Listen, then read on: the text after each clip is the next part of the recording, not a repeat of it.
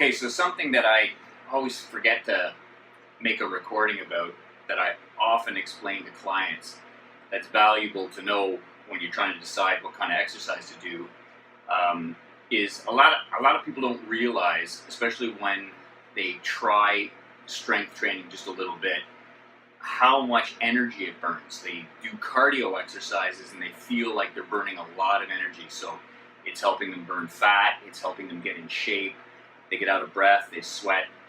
One of the reasons why people don't realize just how much energy strength training will burn and how much cardiopulmonary benefit it has is because of just the lack of skill. I mean, there's a learning curve. When you go and jog or you get on a spin bike or an elliptical or what have you, it's pretty easy to do and you learn it right away. But as I've said before, you don't use a lot of muscle doing those exercises. That's why you can do them over and over and over for an extended period. Whereas if you put some real weight on a strength training exercise and move back and forth, you don't last very long. You tire out pretty quick because the more weight uses more muscle, drains you quicker. The learning curve part that I want to address here is fairly simple. It's a little easier to explain in person, but I think I can show it here. I was using this piece of equipment today to describe it to a client. So with the chest press, most people don't know how to contract their pectoral muscles. They don't really need them in their daily life. If you were moving something heavy, you wouldn't want to push it. You wouldn't want to push it away from your body unless you had to. You'd want to pull it into your center of gravity.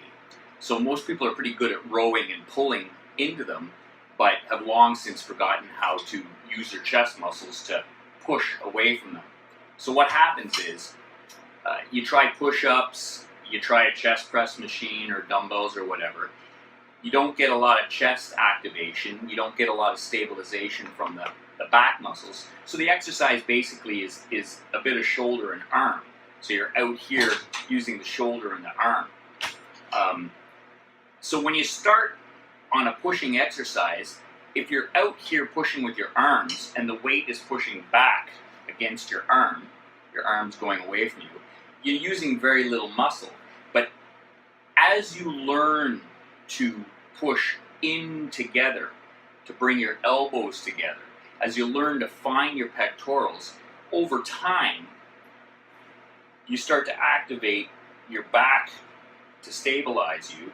You're still using your arms and shoulders, but your chest can grow and build muscle, and the more muscle it builds, the more of a draw on your cardiopulmonary system it is. I mean, you got to figure your heart has to pump oxygen and nutrients into your muscles to get them to work.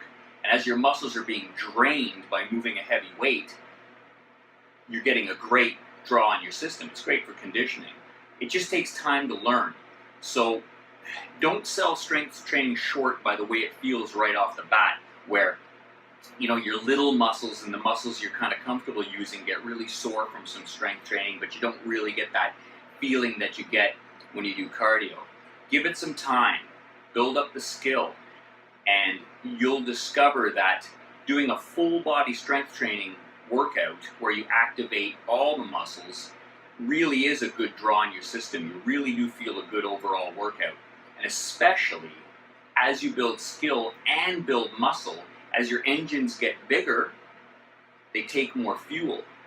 So you've got to give yourself time to build the skill to move properly and not just be loading the small muscles as your muscles are growing. So as these two things come together, skill and muscle growth, you really will feel more and more benefit from the workouts over time. So just be a little patient and give strength training a try. Thanks.